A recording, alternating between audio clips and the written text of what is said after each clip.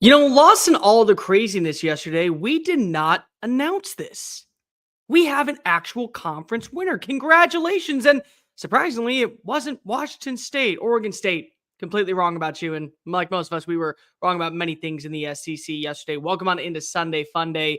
No Dave Shoemate, no Chris Phillips, but it's okay because you guys are really here to watch me. I'm the main character of the program. We all know that I am the lead and that they're just side characters, but we got to recap everything that we saw in week 13. Chaos has occurred throughout the world of college football, and now everything and anything is on the table. But real quickly, make sure that you like the video, hit that ring notification down below because this is your number one source for all things SEC moving forward. And hit subscribe because we got live content coming to you over the next several weeks. The Monday morning recap show, Sunday FUNDAY. We got Dave Talk Ball. We got the live reactions to the college football playoff rankings. I think that this week is going to be a little different than in weeks past. We also got a ton of other content, so the best way to do so is by making sure that you hit that subscribe button down below to keep up to date with everything that we got. Make sure that also you're following us on the socials, TikTok, Facebook, Instagram, Twitter at SEC Unfiltered. Download the podcast version of the show wherever you get your podcast listening systems. If you want the back and forth banner to go along with me, it's at Mr. Cole Thompson. And to check out all of our great work found, make sure that you visit SECUnfiltered.com. This Sunday FUNDAY is brought to you by our friends over at Prize Picks. What is Prize Picks? Well, I am so glad that you asked, ladies and gentlemen. It is the number one fantasy game for all things college football, but more than just college football. We got to talk about college basketball. Let's got to talk about college athletics in general. Whatever line you want to bet, whatever player that you think is going to hit, make sure that you go to prizepicks.com and use that promo code SECU for a $50 instant play at sign up with your first $5 lineup. So you put down $5 to believe that the over is going to hit on Jackson Dart's passing yards next week in the Egg Bowl. You're going to get $55 to actually play with. So go make sure that you go to prizepicks.com, the official sponsor of the SEC Unfiltered Tour, and check out all of the work at Prize Picks. Tell the SEC Unfiltered folks sent you. Chaos is occurring in the world of college football that we are not prepared for. All the jobs were done, and this is where I got to go right back to the beginning. I am one of the very few people that talks about this like no one else's business. You cannot afford to miss out on a college football Saturday. Sure, it may be Mercer against Alabama. Sure, it may be Charleston Southern versus Florida State. But I promise you, you need to have your happy keister on the couch for at least 12 hours, making sure that the kids are dropped off at grandma and grandpa's house because you need to be locked in for this exact moment. Where an Alabama team goes into Norman, Oklahoma against a squad that has no offensive identity and lays a goose egg, doesn't score a touchdown in the backyard and gets Oklahoma to bowl eligibility, where Jackson Dart in one instance goes from being a front runner to make it to New York City for the Heisman Trophy presentation to now probably costing his team a shot at the college football playoff bid, to where now everything is on the table, including a 3-loss team going to the college football playoff, which is still mind-boggling to me. And we got to break all that down. Here's the deal for today's show. The reason why we usually do Sunday FUNDAY and we break it down where Chris is on one side, Dave is on another side, and I'm in the middle, is because we want to each react to the games. We're still going to have a little bit of reaction, but if you want to check out the reaction videos, go ahead, click on the link, go over to the actual platform, make sure that you hit the subscribe button there. That way you keep up to date with what we're doing. We had live reactions post-game all day yesterday, so that's where you'll find most of the content. What we are going to talk about today is college football playoff. I'm running the show, so I get to say my thoughts on the ones that have been backed up for a while. Chris and Dave talk about the college football playoff as a good thing with 12 teams. I don't. I never did. See, I was a believer that 8 was always the right answer. And people thought, well, you're just a hater. You don't want to see more parity in the sport. Not true. I actually thought that when you had an 18 college football playoff, it was a very simple pathway to the postseason. 5 conference champions. The Pac-12 does not die. I'm not sad about it. We now look at who is going to be the group of 5 champion or Notre Dame. I had the addendum that it should have been a group of 5 or Notre Dame. And then the runner-up for the SEC and the Big Ten. And why was that? Well, 9 times out of 10, we don't have 12 teams that are good enough to win the college football playoff. Most years, we don't have 8 teams. Last year was a little bit different. Last year was one of those times where you look back and say, well, Oregon's got the job done, and Texas can get the job done, and Alabama can get the job done. And Florida State, gotta give them credit. They went 13-0. Give them a job. put them in the postseason. And Oregon, they may not be in the college football playoff, but dang it, they are one of the scariest teams in the sport. That's usually not the case. Now, we're overcorrecting ourselves because if we're looking at 12 teams and we're saying, well, if this happens, this happens, this happens, a 3-loss South Carolina team can get in. Well, Alabama crapped the bed last night, had no life whatsoever offensively. Their defense couldn't get the job done inside the red zone. And yet there are still some scenarios where in this wacky, crazy sport where every single week things go wrong, Alabama can find a way to get on in. Alabama can find a way to clinch a college football playoff berth at 9-3. Do they really belong there? With how they played against Oklahoma, with how they played at times defensively against Vanderbilt, with how the second half woes hindered their success out in Rocky Top? I don't think so. What about Ole Miss? Ole Miss had one of the easiest schedules in college football this year. All we ask is that with the resources, the allocations, and all the players that you brought in via the portal, you played complimentary football and only had 2 losses. Maybe those 2 losses were to come to LSU and Georgia, but you had 2 losses. No, instead you want to lose to Kentucky. Instead you want to lose to Florida. And instead you also want to drop a game in overtime to now an LSU squad that doesn't feel like it truly was as advertised at the start of the season. But there's a shot that they get in the college football playoff because they have a dominant win over a team like South Carolina. Meanwhile, South Carolina, they're kind of sitting in no man's land because of when you look at the roster, they don't have the high-profile names. They didn't go out and add in superstar defensive talent that caught the attention of the college football landscape. Kyle Kennard's phenomenal. But I can tell you what, many people were talking about Nick Scorton down in College Station instead of the Georgia Tech transfer that went to Columbia. Many people were talking about some of the names that went to Como, not Cola, this offseason. But they have 5 consecutive wins, including a victory over Texas A&M, including a close call against Alabama, which probably should have been a win. And the same thing goes for when you look at the LSU game, where, again, we can get into officiating later, and we probably will.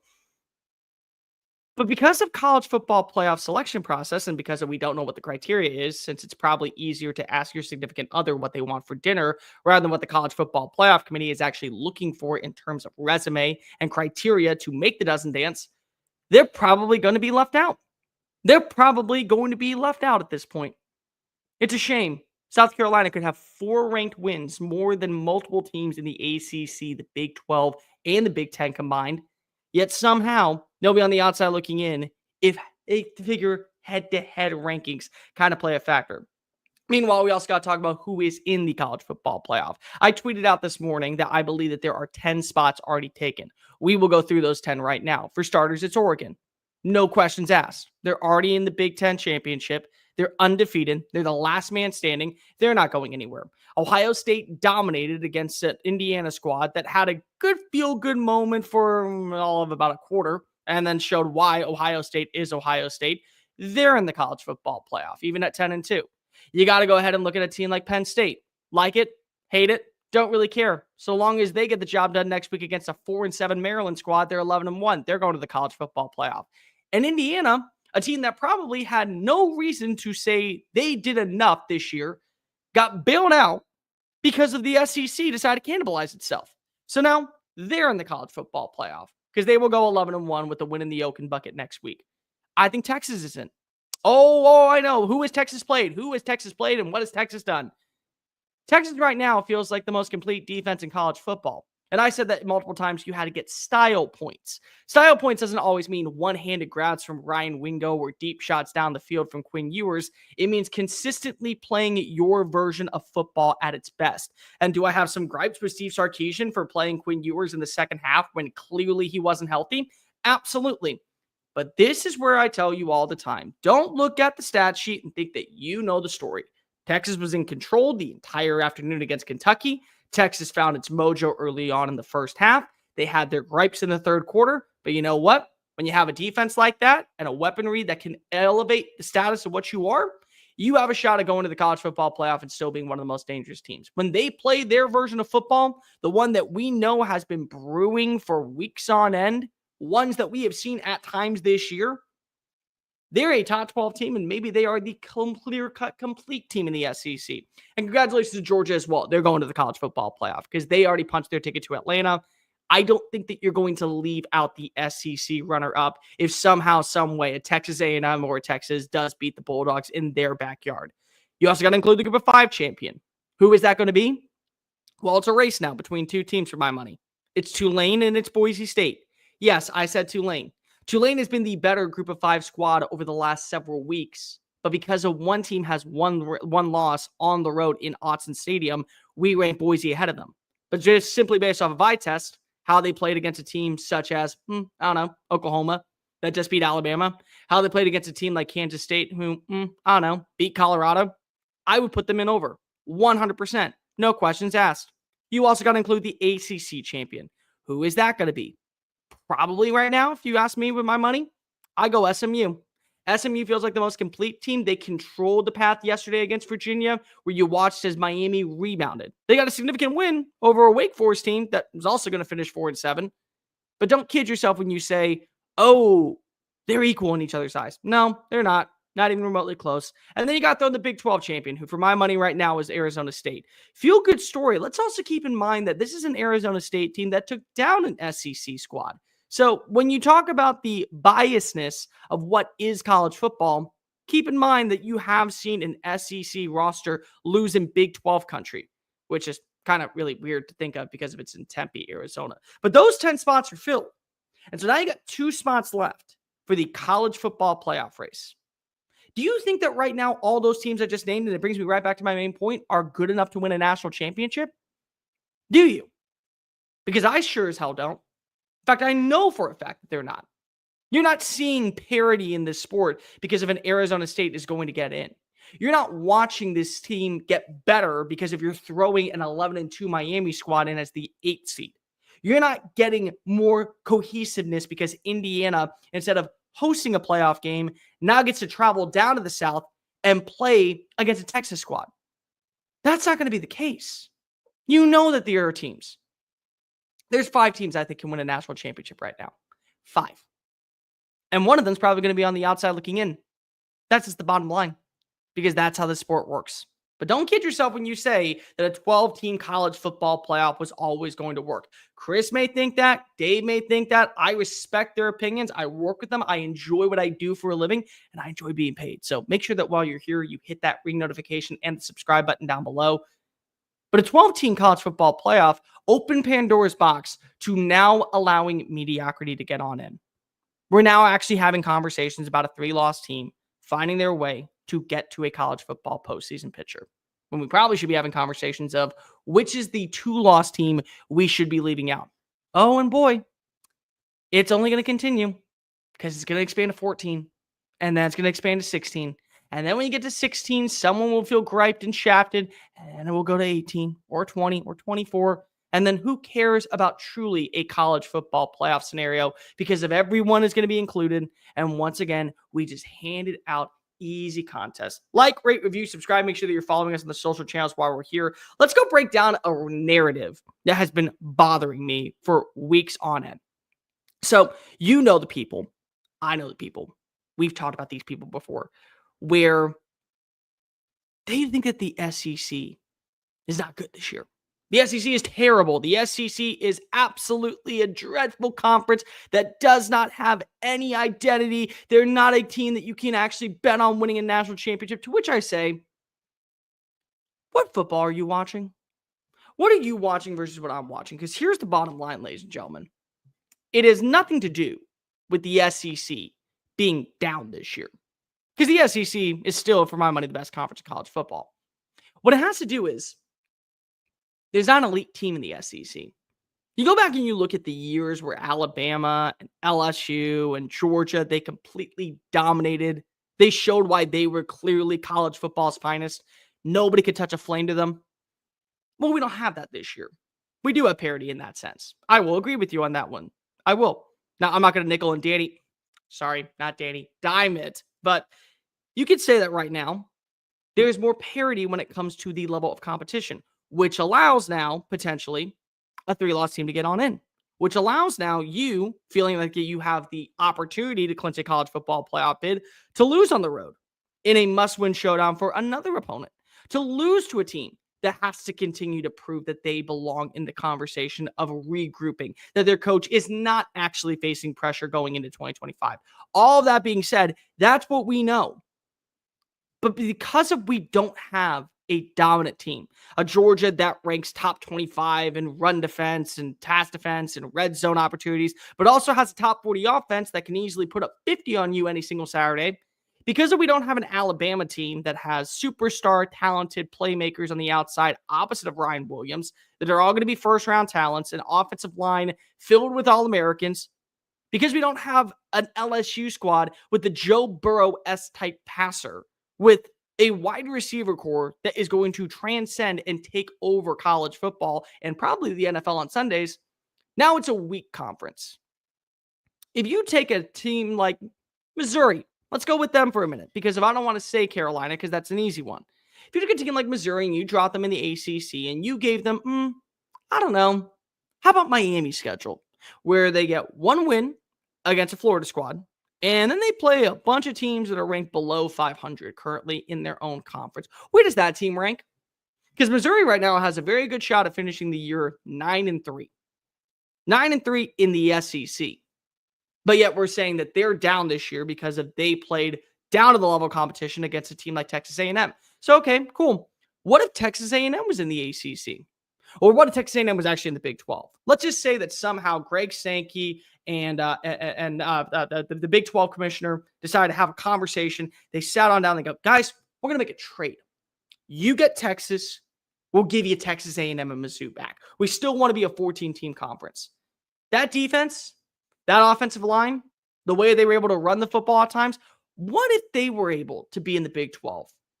Is that not a team that's already clinched a spot out in Arlington and probably a college football playoff bid? Is it not? Sorry. Maybe that's why. Because when you look at the competition in the SEC this year, certainly there is a drop-off. Certainly, we do not have the elites of the elites. Certainly, there are questions when it comes to what can we expect every single Saturday. But it's only like if we had some information. If only we had just a little bit of knowledge to figure out what would be the scenario where these teams maybe had those schedules. Oh, but we will. We will in about 12 hours when the betting lines for Week 14 come out. You got to remember that there are 3 ACC squads playing in rivalry week against SEC squads. Georgia Tech plays Georgia. Kentucky plays host to Louisville. South Carolina travels on the road to Death Valley and Clemson. I wonder what the lines are going to be in that matchup for a 4-8, for a 4-7 Kentucky team, for an 8-3 South Carolina squad, for a 10-1 Georgia squad. Do you think they're going to be close? Because that's really going to be a telling point. The Louisville line will be very telling to me. Because apparently a couple weeks ago, Louisville was supposed to be a dark horse to make the college football playoff. Meanwhile, we all just kind of threw Kentucky to the wayside, and they were dead in the water going into this matchup against Texas. But what if that line is 2.5 in favor of Big Blue Nation? What if that line is only 1 point, or a pick-up for that matter? But wouldn't that say more about the SEC where it is versus what the ACC is, and why we need more opportunities, why we need more parity, why we need more competition? In my money, there is no great elite team in college football this year. Every team is flawed. Every team has its issues. Every team can be beaten on Saturday. And the main one is, can they be snake bit by themselves that puts them in a cause of concern and does not allow them to be able to capitalize and put them into the college football playoff? Team like Ole Miss. Ole Miss, for my money, was probably the most complete team in the SEC this year. Yet they didn't look like it in the moments that matter. Didn't look like it multiple times in the swamp yesterday. Didn't look like it at all against Kentucky. Had its moments to be able to close things out against LSU on the road. Couldn't get that job done. Yet again, you look at the team, they feel like the most complete roster in the SEC. Texas got the job done. Texas is right there. South Carolina's getting the job done right now. Missouri's getting the job done right now. Even with their lackadaisical schedule, they're putting on at least a performance where they're closing out on the right note. They're going into Starkville. And I get it. It's Mississippi State. We don't have to go into too much detail with that. But they're at least doing their job. And now we're having conversations about, well, if an 11-2 team from the ACC, if an 11-2 team was in the ACC, in the SEC, automatic qualifier. But if you also say that team comes to the SEC, what's their record?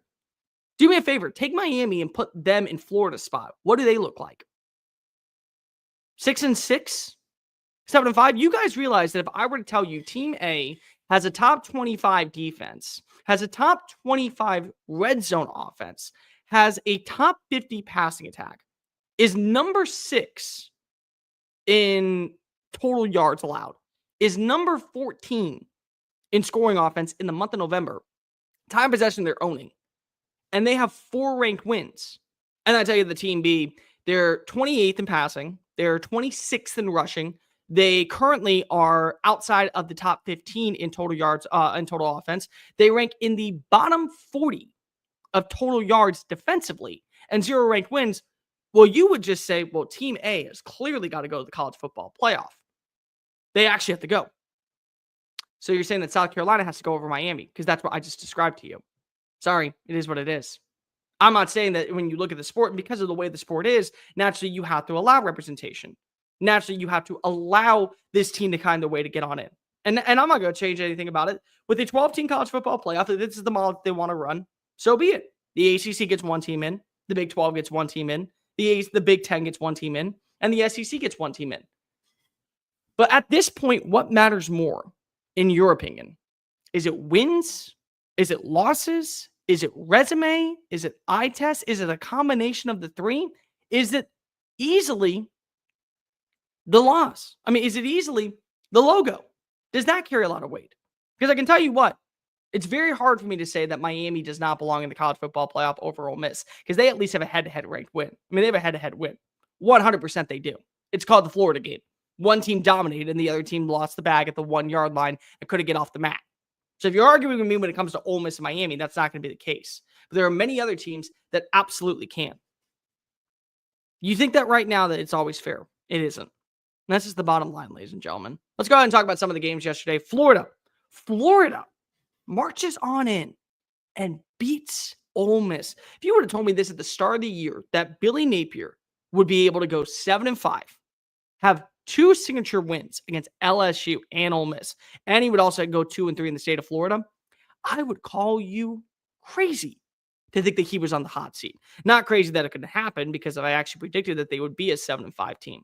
However, you told me that even though with Florida State, the regression that set in, UCF, the regression that set in, 2 of the more underwhelming teams in college football, you don't know what the schedule defines at the start of the year. What you know is that you see those teams getting hyped up and Billy Napier being told you might be on the hot seat.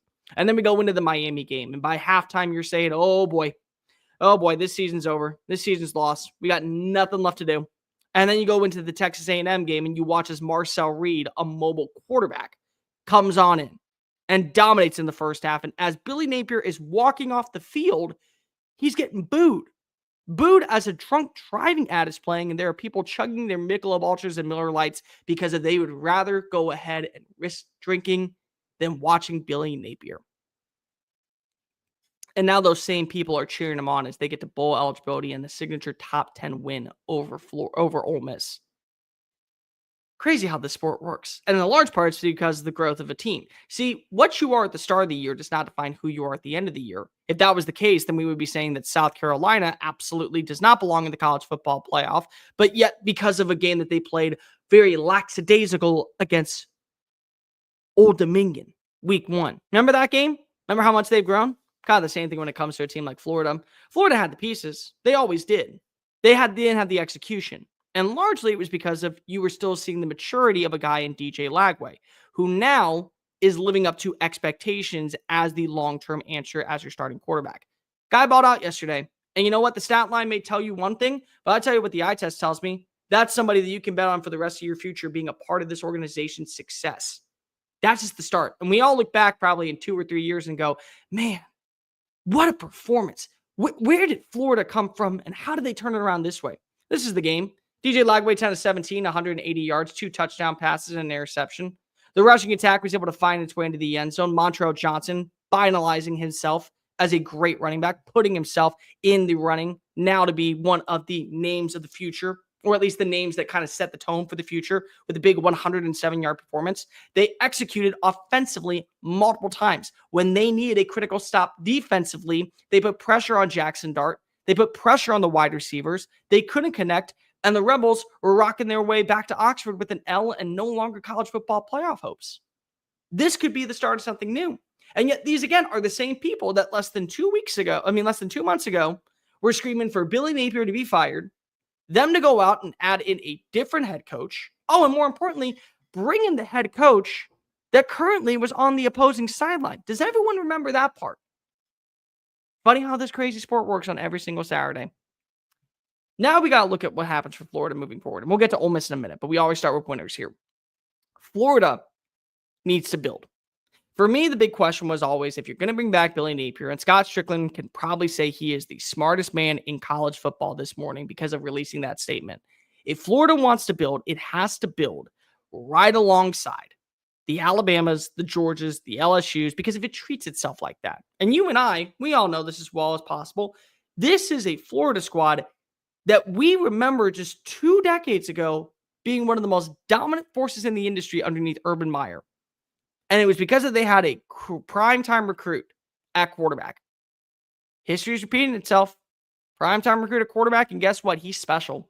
He's not special in the terms of that his mobility is going to carry him to New York City to win an award as college football's finest player. No, he's special in he can lead you to a national championship. He could be in that conversation for number 1 overall pick in 2027, the NFL draft. He's special in terms of when you watch his growth and development, how he continues to play is going to define the SEC. Many people were wondering if Nico Iamaleava was going to be the best quarterback coming into 2025. It may be DJ Lagway. It may be Lenore Sellers, but I'll tell you what, certainly those two have entered those conversation right alongside with Nico, who at this point probably has a very good shot of going to the college football playoff, the way that Tennessee's schedule works out. They also have the resources invested. Part of the reason why you gave Billy a bit of a more shot, the recruiting classes of years past. A lot of the money in the allocation is built into these younger players. Jaden Baugh, Aiden Mizell, multiple other wide receivers, multiple defensive players. Now it's about building off of this. And guess what? Wins like this leads to Flipmas. We all know what Flipmas is. Great holiday right around National Signing Day where at the last second you think that he's going to go to Oklahoma, but instead he goes to Oklahoma State, Florida State. Now he goes to Florida. They're going to land a few. Trust me, the kid French who's committed to Texas, there's rumors and speculation that he's going down there. Offensive tackle committed to Florida State. They've re-upped the recruiting process. And now they're telling Billy Napier, hey, you got us a win. You got us a signature win. Let's reward you by giving you this blank check and taking this and running with it. Because the big thing is that people don't understand is that Florida this season could have fired Billy Napier, but the expectations would have been for the next guy to come on in to deliver, to be better than what Billy was already doing. It's the same schedule. You're switching out one matchup with Samford for, I think, Florida A&M, and instead of playing at home, you're going on the road for those matchups. That's the difference in 2024 and 2025. But you know what? The roster feels much better at this point. Maybe you will convince some players who are on the fence of potentially leaving the program in the offseason to sticking around. And more importantly, you also have a team that right now has buy-in from its players. When you go back and you watch that Georgia game, when you go back and you watch that Texas game, the LSU game, which again, good win, and certainly the Ole Miss game, that's a great win. You know what you noticed? Fight, determination, grit, physicality, dominance. That came because of the man at the helm, and they will run through a wall for Billy Napier. The way that people will at South Carolina for Shane Beamer, the way that you've seen people do it in Bloomington, Indiana for Kirk Cignetti. There is an argument to say that because of that, if you do not have the coach in mind, signed on the dotted line to come back in and be the upgrade over Billy Napier, there was no reason. Because the last thing that you can do is you can go ahead and fix it with a buyout and getting a brand new coaching staff in there. But you can't teach determination. They have that down in Florida. Now it's about building off of it. I'm telling you, if you watch this team play, you watch the way this team looked, you see that now DJ Lagway, guy that can be a difference maker, coming on in, they're going to be a threat next year. They can. They bring in the right pieces in the portal. They continue with the flipping of other prospects. They land a top 15 recruiting class. They're going to be a threat. And they're going to be a threat because if you have the quarterback. Two things that you need now in the brand new era of a 12-team college football playoff. Number one, depth, and number two, a quarterback. If you want to win a national championship, those are two essential, no questions asked demands. They have one already down in Florida. Now let's talk about Ole Miss. You probably should just go watch the reaction video for this one. I lost it yesterday, and I apologize if it came off a little bit pedantic. But let's just call a spade a spade. Ole Miss is one of these programs that does not understand that this was a last dance. And everyone remembers hearing it in the offseason. Well, what exactly does that mean? Is it about, Lane Kiffin leaving to go to Florida next year if Billy's fired? Is it that Jackson Dart is going to go to the NFL draft, that all these players are going to leave because they're seniors? Yeah, that was part of it. But it was the last dance because of at a place like Ole Miss, place like Mizzou, place like Kentucky, place like Vanderbilt, even South Carolina. You get one shot every 5 or 6 years to truly embrace who you are and be one of the more dominant forces in the sport. You get one because you get the buy-in from the boosters. You get the buy-in from the collective. You see people wanting to put their money where their mouth is, and they feel like that they can capitalize. Well, that was this year for Ole Miss. They went out in the portal. They brought in the right offensive lineman. They went out to the portal. They upgraded their defensive backfield. They got in the portal. They got more physical at linebacker on the defensive line. They landed players from the SECU who previously were going against them. They 100% did that without question. They also returned ample talent offensively. They still had the number one wide receiver from last year in Trey Harris. Quarterback didn't change. Jackson Dart was still dropping haymakers. You had Caden Priestcorn. You still had Jordan Watkins. You added in Juice Wells, who for my money was an upgrade over Dayton Wade. You got better on the offensive line. And I will be completely real with you. I was probably the biggest drinker of the Kool-Aid as I have a sip of my coffee real fast, so please stay with me. Sometimes you go on a ranch for like 31 minutes and you never take a breath. So, gotta get that in. This was a team that I picked to win the SEC regular season championship. Thought they would go 11-1. Bought in. Lane Kiffin. This was the year. And all you had to do to go to the college football playoff was not fumble the bag at the 1 yard line. Don't discredit Florida at all. Florida earned this win. I'm not saying that whatsoever. Florida dominated. They capitalized in the critical moments, but Ole Miss didn't. Ole Miss kind of just thought, well, all we got to do is play against a DJ Lagway-led team where he's not fully healthy in the swamp and an early kickoff, which could probably be a bit close for things. But close is still a win. It ends with victory. And now, instead, we watch as this team couldn't close the job done in the red zone. I have no idea why they left 9 points on the board. Go back and remember, they had 3 opportunities to kick field goals, but instead they went with JJ Pegues to try and convert. Also, why are you running a 320-pound defensive lineman off the tackle's ass when his best asset is going north to south? Why is that not the case? It's worked all season long. And today, a day that you cannot afford to lose a matchup on the road in an early kick with a roster that at this point has definitely turned the corner since you watched Shamir DK walk into the end zone at Neyland Stadium. That team you're going to play close with, you're going to play with your food. Okay, well, the food fought back, and guess what? Now you made a mess, and mom and dad are pissed off at you because of it. It was a dreadful performance, top to bottom. And the worst part is that you look at a guy like Jackson Dart, there were so many moments to where it felt like he is in the Heisman Trophy presentation. He's not going to win the award. Genty, Hunter, they got it locked up. It's a race between those two for my money. But at least you can invite the quarterback down from Oxford to New York City for the moment. Couldn't get the job done when it came to hitting wide receivers. Multiple times he actually hit wide receivers. But Juice Wall is going to bring it on in. You couldn't see Jordan Watkins bring it on in. I understand that losing Trey Harris was a big deal for the second half. But let's just call a spade, ladies and gentlemen. You were playing without Trey Harris, and you dominated against Arkansas. You were playing without Trey Harris, and your offense was able to capitalize and still put up points against Georgia. Trey Harris was not the answer to fixing your problems against Florida. It was the play calling. It was the execution. It was the poor protection. It was putting pressure on Dart to making mistakes. And then Dart in the fourth quarter has, without a doubt, the TBMA moment to where if you look at your children, you have to say, kids, this is not made for you. Because it's not. It was that bad. That horrible performance. And you get two opportunities. First one, you throw an interception at the back of the end zone in triple coverage. No idea where you get there.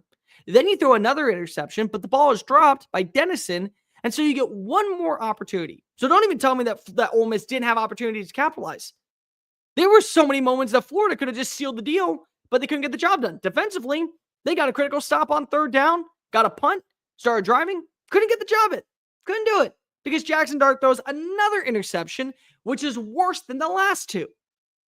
And then all you have left to say is just following this insight. That's Florida. That's Ole Miss this year.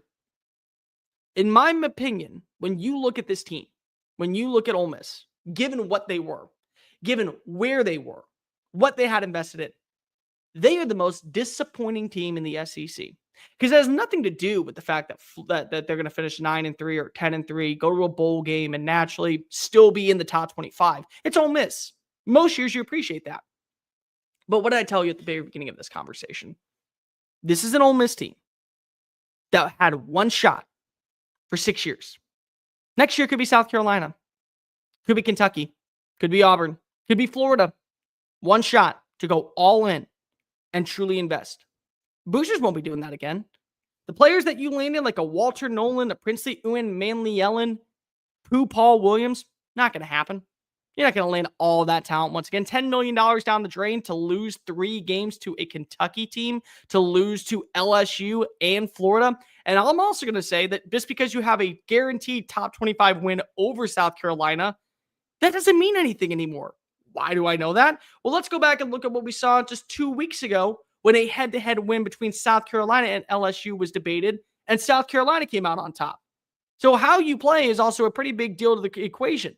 Sorry. Ole Miss to me is the most disappointing team because they couldn't get the job done.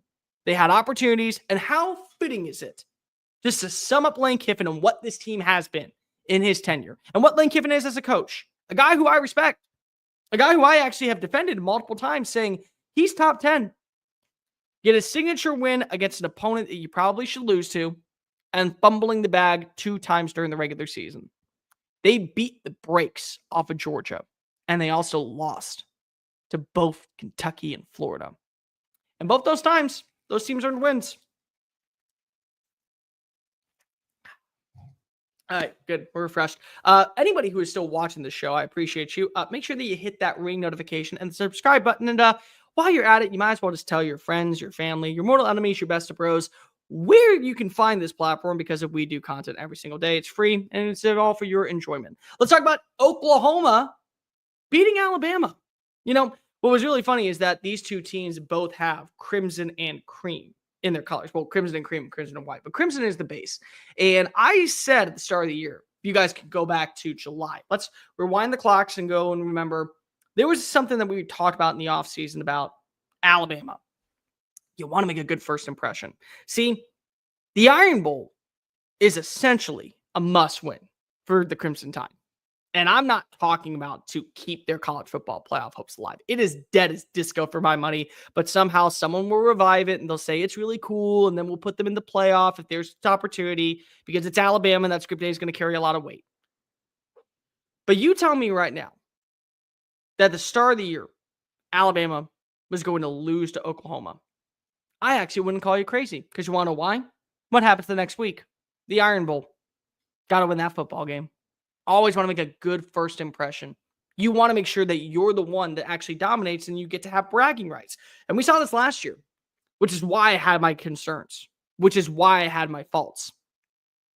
Last year, the legend of Diego Pavia was born out in Junior Stadium because Hugh Freeze wanted to make a statement against Nick Saban in his first Iron Bowl at Auburn. And they overlooked the competition. And they overlooked everything that was coming into their building. A Conference USA team that probably was not good enough to tread water. But you know what? At least they would be able to win the Iron Bowl. Well, they looked ahead and they lost both games. That might be the exact same case for Kalen DeBoer this year.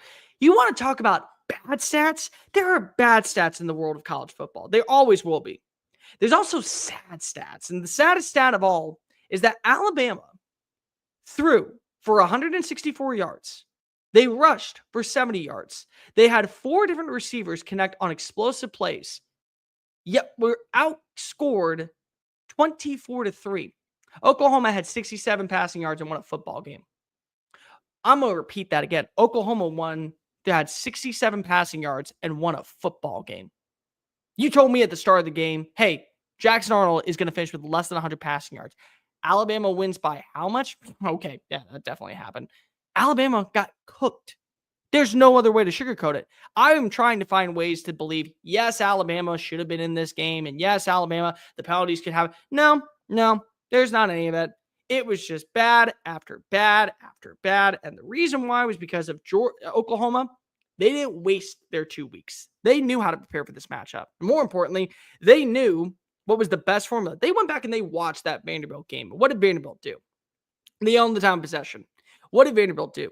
They capitalized when they needed to in the passing, and they trusted their running game. What did Vanderbilt do? They put themselves in favorable situations to where they were converting on 2nd and 3rd down, and if it was 3rd down, it was 3rd and manageable. Let's go back and look at the tape, shall we? 21 first downs in this matchup for Oklahoma. 18 first downs. They were 7 of 15 on 3rd down conversions. They also converted more often than not on 2nd down. They averaged 5.3 yards per play. They were the fewer penalized team, and they created fewer turnovers. That's a winning formula right there. They took everything that they saw over the last several weeks, what worked in the game against Tennessee, what worked in the game against Vanderbilt, and they said, you know what? Let's play keep away. Let's just go ahead and not worry about what our offense can do, because we know that we have our faults. We know that we got to bring in a new offensive coordinator. Maybe we got to bring in a new quarterback. There have been rumors and speculation about who that may be. But if we just do our best of saying, here, no, you don't get the football back, our defense is going to deliver. And it's senior night. How fitting is it that for some of these players who were here during the tenure of Lincoln Riley, watched him leave in the middle of the night after telling everybody, I'm not taking the LSU job, which technically he didn't lie because if he took the USC job, stuck around for Brent Venables, built an identity last year in the Big 12, got a win in Red River, and everyone kind of doubted them this season because of outside of a pick 6 by Kip Lewis, they didn't have a single victory in the SEC. How fitting was it for the seniors to get their swan song moment? And more importantly, the seniors defensively. Guys like Ethan Downs, Danny Stuntsman, Billy Bowman, guys who you know are foundational pieces out at Memorial Stadium for the last several years. And they show up and they deliver. And they're creating the opportunities. They outgained them 328 to 234. They had 5 more first downs. They also had more critical red zone stops. They had one. The only turnover that you had was the one bad fumble by who was it? Gavin Sawcher, if I'm not mistaken. Domination, top to bottom. That was Oklahoma. And Oklahoma now, vibes are feeling good. You're going to a bowl game. You're probably going to have a shot at least to compete and go 7-5. I'll tell you what. You go back and you watch that LSU Vanderbilt game, you are going to have an opportunity to march on into Death Valley and get a win. Now, I'm not saying it's going to be easy. I am saying that you have an opportunity to go get a win. And 7-5, compared to what many people were saying, 6-6 was your ceiling. Maybe you were going to be underwhelming. Yeah. And now you also have an opportunity to go out and tell everybody, oh, our coach isn't leaving. No, he bought himself a year of equity just simply by beating Alabama and knocking them out of the college football playoff. He made sure that we were going to a bowl game this year. And in our first season in the SEC with that schedule, if you come here with all of our questions that we had at wide receiver, all of our questions when it comes with our offensive line, you may be an upgrade. So congratulations. You now get to be a part of the system. There's an opportunity for Oklahoma to turn the corner. Absolutely there is. It's still Oklahoma. People want to act like that it's going to die and dwindle away because of it's now in the SEC. Give me a break. It's not going to turn into that. The history, the culture, the ambiance, what is a Saturday afternoon at Memorial Stadium, what that program and what that fan base wants, it's a top 15 unit in college football lore. They're going to add in players. They're going to spend money. They're going to open up the NIL collective, and now they just have to make sure they land the right people with it. And I still believe they have the right coach. Don't get me wrong. A win over the Crimson Tide last night is not going to turn the corner for many of you. You're not going to be able to say, that's the reason I start buying into a guy like Brent Venables. But what you are saying is, okay, give him another year.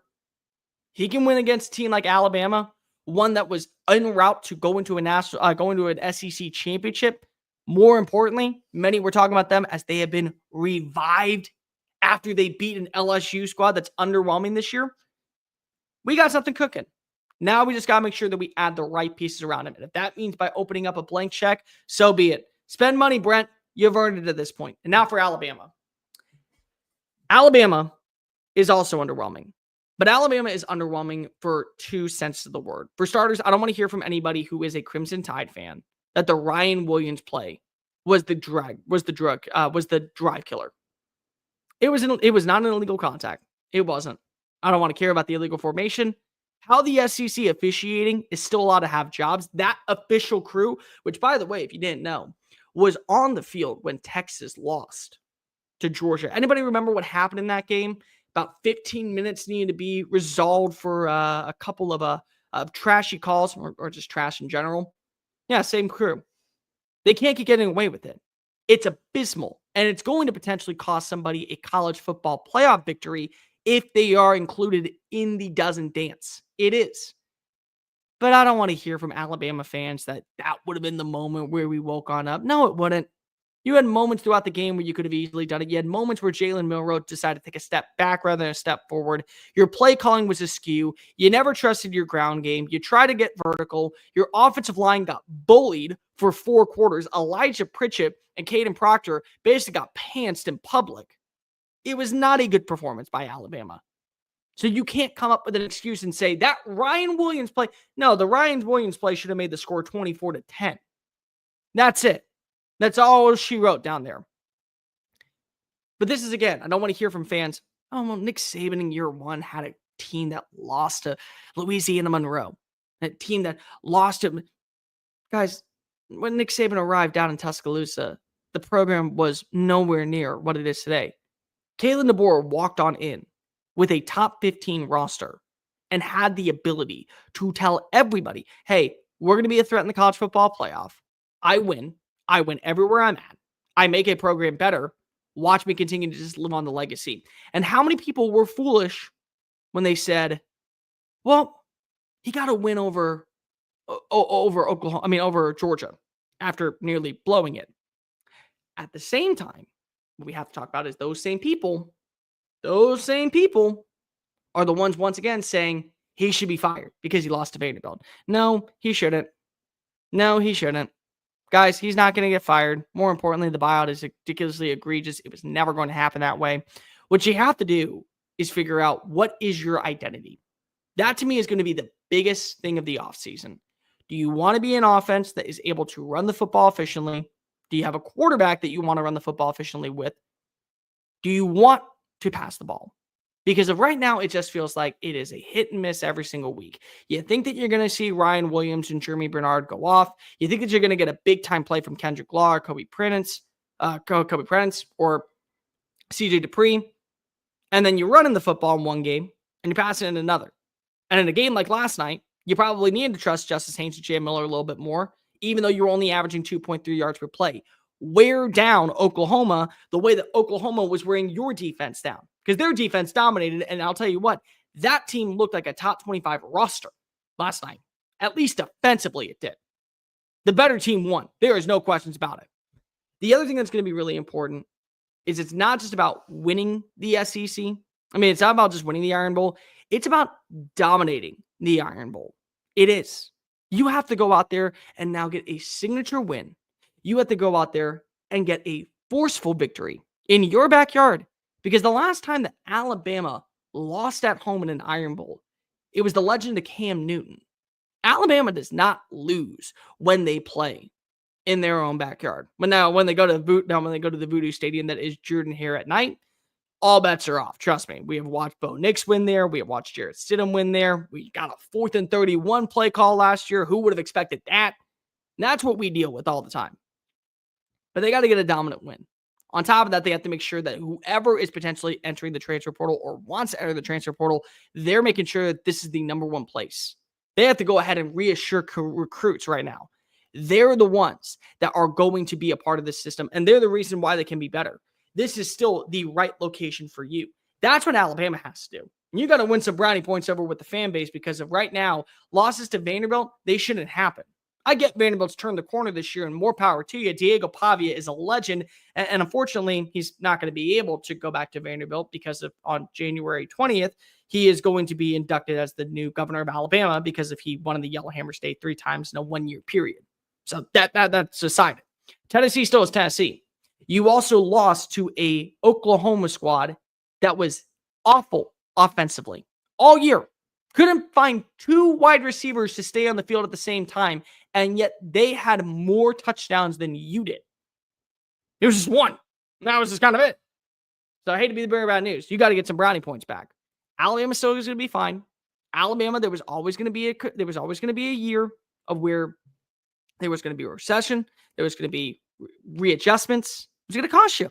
It was.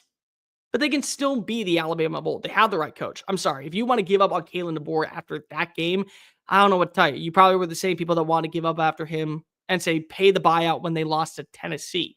Even though you know for a fact that when the last time Nick Saban marched into Neyland Stadium, he had collateral and he also had a little bit of equity because if he also lost Tennessee. So I don't really want to hear that part. Alabama will be fine. Alabama will be fine in the long term.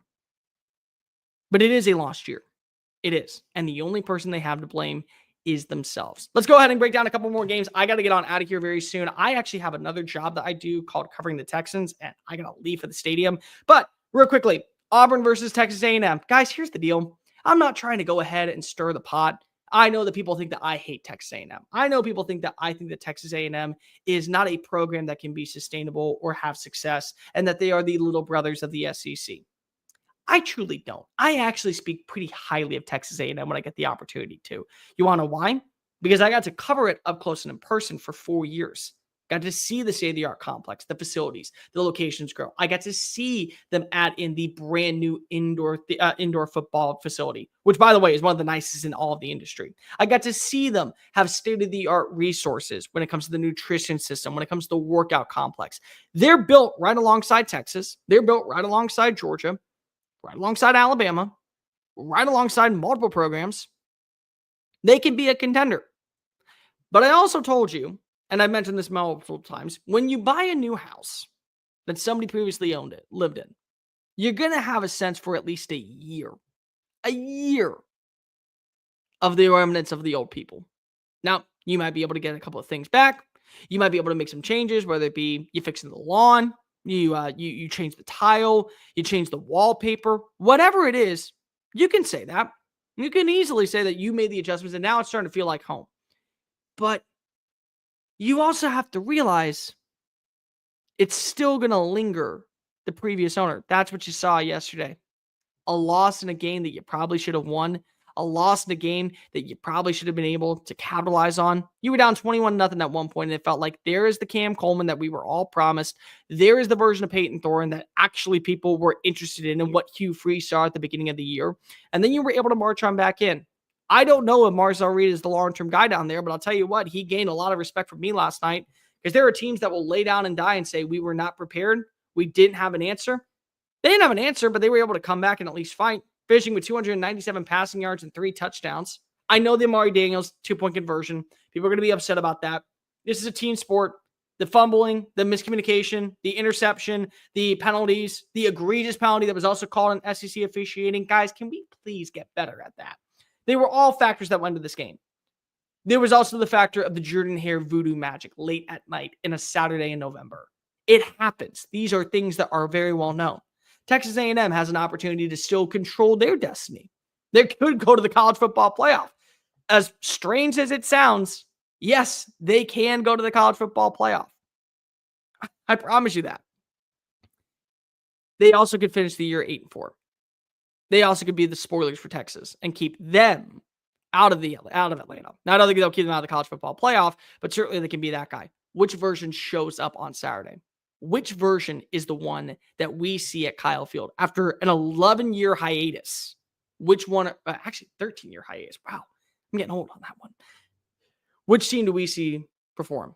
Is it the one that we saw against LSU?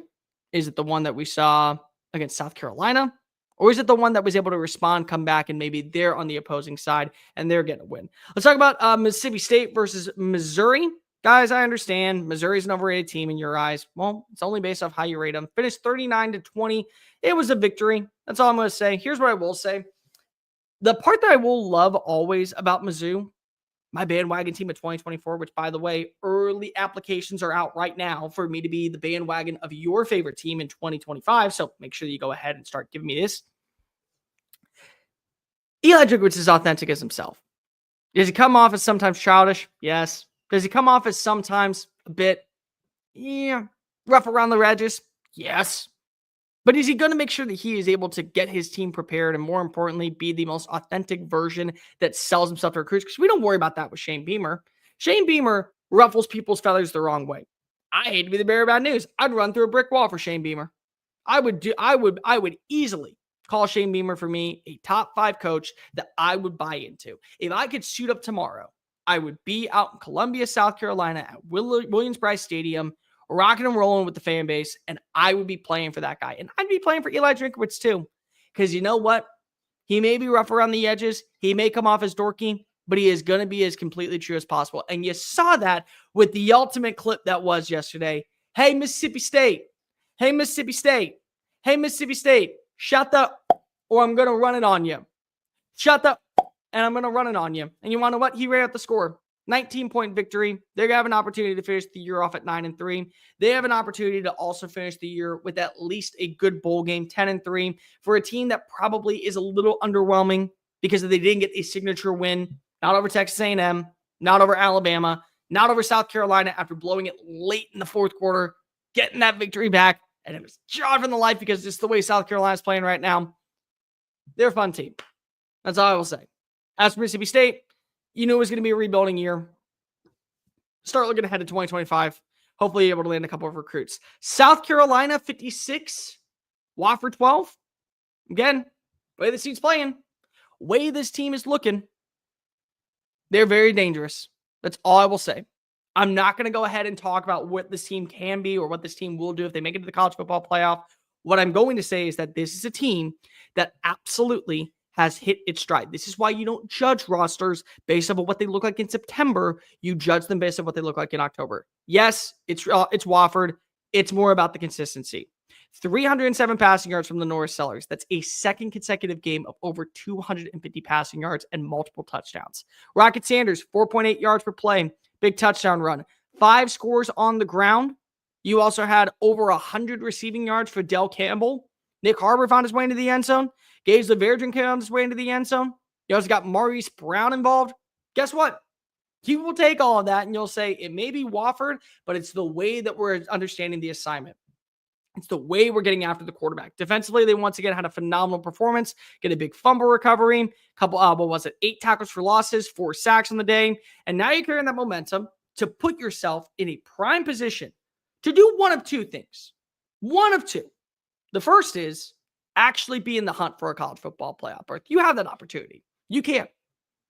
The other thing is you can at least ruin Clemson's season because people forget there is a scenario where Clemson still is going to go to the ACC title game. And what if they go to the ACC title game? What if they win it? You can just end that conversation right here and right now by marching on into Death Valley next week for an 11 a.m. kick, which again, it's a primetime game, I guess, because that will be the one that everyone's paying attention to. Get a victory, finish the year off 9-3, and let the rest of the world of college football figure itself out. That's what you have to look forward to. But your offense is playing at its right. It's playing at its peak. Your defense is playing at its peak all year. And let's just call a spade a spade. You're probably a play away in a Nick Emmanwori interception pick 6 from not even having to worry about going into the college football playoff and what has to happen. What you're looking at is now a team that could absolutely control its own destiny. The way that we talked about Ole Miss, how with their ceiling, what they potentially are, yeah, that might actually be South Carolina ultimately. Tennessee gets a 56-0 victory over UTEP, I'm not going to spend a lot of time on this game. Here's what I will say. Tennessee, man up offensively in the first quarter. Why at any point was this offense not able to put up points? It was nothing going into the second quarter. Like, can we please talk about that for one instance? I only say this not to be disrespectful, because Tennessee did find a way to get back. Nico Iamaleava, 4 touchdowns, 9.1 yards per play. Dylan Sampson nearly rushes for 100 yards. They averaged 6.2 yards per play on the ground. They got 8 total touchdowns on the day. Not going to sit here and try and argue with you on that. But why was it so slow coming out of the gate? Why?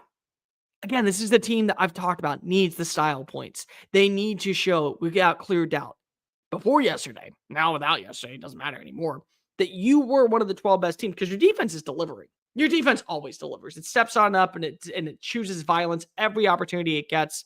It's why they finished with 15 tackles for losses and 4 sacks. Their offense, again, slow coming out of the gates. Is it going to be slow next week when they take on Vanderbilt? 11 a.m. kick. Is it going to be slow next week when you're having to play a milking competition of, Diego Pavia is now getting up by 10, and now we got to capitalize? It's not all on Nico. Nico had a very good performance yesterday for my money from what I was able to watch. You also saw the headlines by Brie McCoy. Miles Kitselman got involved. Holden Stays got involved. Dante Thornton got involved. Nobody had over 37 receiving yards, but also in a game like this, you're probably okay with it. Last one, Texas versus Kentucky. Kentucky is just a team that I have no idea what direction they want to go in. I will say, I think you know that you have a quarterback in Cutter Boley. Look at the way that Kentucky offense played in the second half versus the first. Yeah, Brock Vandagriff found his way into the end zone. Cutter Boley at least made the third quarter interesting. But this is, again, a Texas team that we are not giving enough credit to. I have said for a very long time that when you look at Texas, people want to focus in on the offense, what Quinn Ewers is or isn't doing, what Jaden Blue is or isn't fumbling the football, what this team is or isn't supposed to be. And I've told you, you're looking at the wrong thing if that's what you want to take away. You're not watching the defense be as dominant as possible. Yes, the score says that they put up 14 points. I thought 14 was just enough. You played mature. You played consistent. You put pressure on a young quarterback into making mistakes, which is why he threw an interception. You were able to find your way into the backfield 12 different times for a tackle for loss. You had 6 sacks on the day, including 2 by Anthony Hill. You created an interception. You created multiple turnovers. Andrew McCuba comes away with 1. Jelani McDaniel comes away with 1. The depth of this team is absolutely dominant. And you have a quarterback that can win football games. Want to know how I know it? Because he won a football game yesterday. You don't have to change your formula at this point. People who think that you're going to see a new version of Quinn Ewers is like asking your dog at 13 years old, hey, you've never played fetch before. You don't like the stick. Let's figure it out at this point right before you go ahead and meet the great guy above. It's not going to change anytime soon. You know what Quinn is and what Quinn isn't. And again, at some point, it's just malpractice to keep your quarterback out there when you know that a victory is within reach. And maybe it's best to get Arch Manning a few more reps. That's just my opinion on the situation. But you do get a win. You now have an opportunity to guarantee your spot in the SEC title game. Sorry, you do. And people are going to say, well, the SEC title game doesn't really matter. No, it does. To have bragging rights in year one, to be able to come on out and say, hey, I am dominant. We're just getting started in this conference. Absolutely, you will take that 10 times out of 10, run it to the bank, and make sure that you shut everybody up. Everyone is going to say that one. And you would love to do so at the hands of beating quote-unquote little brother in your state. When you have this defense and when you have this offense humming, congratulations. You're a top 12 team. And you go to the college football playoff. Nobody is going to wonder that anymore. I promise you, they know that they're just getting started. Now the question is, are they able to get a first-round bye? Or who maybe becomes their first victim down in the 40 acres? We have been going for over an hour. I have got to go ahead and get to my other job. So, like, rate, review, subscribe. Hopefully, you enjoyed this past hour. Just me rambling nonsensically about college football takes and my opinion on the college football playoff of 12 teams. Do me a favor. Make sure that you hit that like button. Also hit that ring notification. That way you don't miss a single episode of SEC Unfiltered. Make sure that also that you hit the subscribe button, because if we got live content coming your way, Monday morning power hour, Sunday fun day. We got the live reaction show on Tuesday night. That's going to be pretty interesting to the college football playoff race. We also are going to be breaking down a ton of things when it comes to other content. So this is the number one source for you to be. Make sure that also you're following us on the social channels, TikTok, Facebook, Instagram, Twitter at SEC Unfiltered. Follow me at Mr. Cole Thompson and check out all of our great work found at secunfiltered.com. Week 13's in the books. Cole Thompson's got to go to work. Peace.